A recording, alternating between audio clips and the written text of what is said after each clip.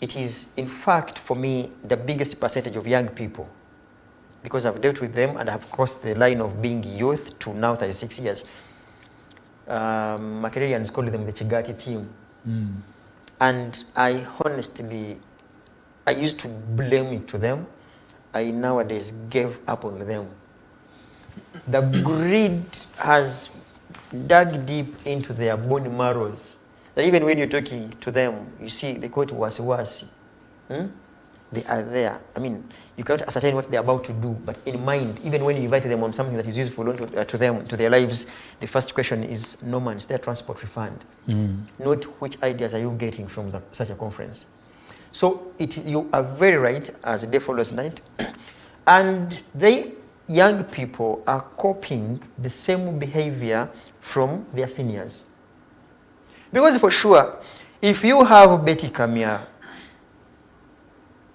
with what she's doing, she's in movement, NRM, then FDC, sorry, reform agenda, then FDC, then back to NRM, and she tells you Museveni is sent by God, he's as wise as God's son.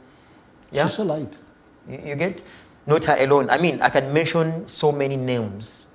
So many. Natural Chinji, DP, Cross. There are some people, our seniors, who are simply political prostitutes. And for lack of another word, I want to believe they even have their political prostitution shelves where Museveni comes and is like, how much is this one here? And they procure. So young people who have been mentored by such politicians, you don't expect them to behave differently from such. Never. Do you know we have even big names here in opposition? NRM, DP, FDC, U-turn, NOP, TDA, forward, go forward. Eventually, now they are in NOP. And by 2026, they are likely to be in NRM. So if that's the generation that you have and you think it's going to mentor younger people, expect the unwise young people to behave exactly like their mentors.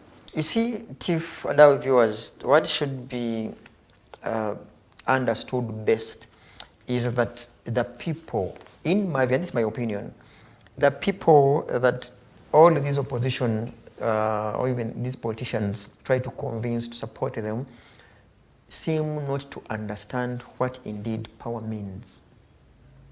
The moment our parents understand what power means, the moment our sisters and brothers understand what power means, they wake up in the morning, vote, you rig their votes, I can assure you they won't go back home.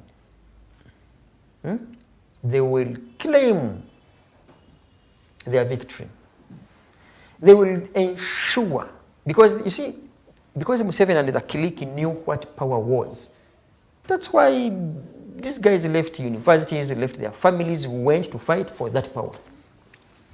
And some of them haven't been disappointed. They have benefited from that power. How they became the opposite of the dream is when they began to be selfish and feed themselves.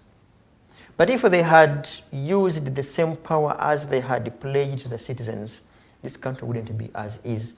So we need to do a lot of work to, first of all, teach people what exactly they are looking for.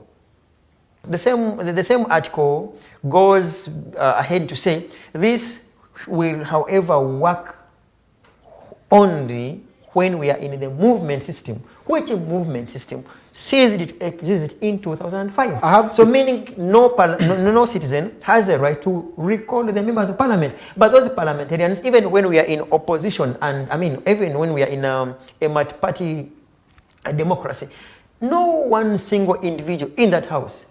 Do you know how many lawyers we have in that parliament? But everyone is keeping that because they know the moment they amend it and give us that right, we shall impeach them, we shall recall them. But they can't amend it. So we are in that society of the, not illiterate, people with intentional ignorance. They just don't want to pay attention onto issues of national importance. And that's how we end up having such a house. If people knew their rights, I can assure you they would even walk to that parliament. In a modernized country, such a system should be automatic. That you do not even need to walk to any office. because they have your data. In fact, even retirement should be automatic. If you are in public service, you entered your information with them. It's countdown. The moment of that year, the moment you clock 65, it's automatic. Pop. You even get your letter on your email. Thanks for serving us. No, blah blah blah. Wait for your pension. You don't need to go and gain fill everywhere. Things should be done that way. But the problem is because we are being led by people who are supposed to, who are naturally nomads, who are supposed to be grazing cattle from point A to point D. Then by God's grace, they went into the bush, they became rebels. So they came, someone comes with two mindsets, a nomadism mindset and a rebellious mindset. And then they are excited. They now have this gullible, citizens. They take us for a ride. I told you, and I want to repeat it, that our addicts, the power addicts, need to be told that, look, Otafide, you can still be your Otafide and enjoy your wine and whiskey, even if you're not minister, because you have been a minister since 1986.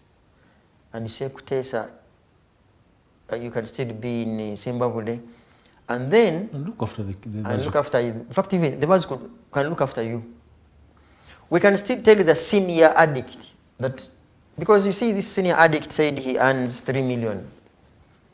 In fact, I'm one of the people that would say, let's give him more. You can even choose to give him 100 million per month. When he's still in plot 1, or no. What would he be doing there? Let this gentleman cross to his farm. We give him 100 million. Why would he accept to be underpaid? 3 million? No, let him go. We give with him his seniority. With his seniority, we give him 100 million and some reasonable vehicles, so that he can see how other people can take charge of this country in a most decent way. I want to repeat, I can't put this whole blame onto the senior addict and others, but rather to say the mindset of nomadism and a rebel, they have done their role. We now need a sober mindset that has seen the other nomad cattle keeper, how he mismanaged the country. Now we shall use his mistakes to correct them and move this country. So you need to do civic education.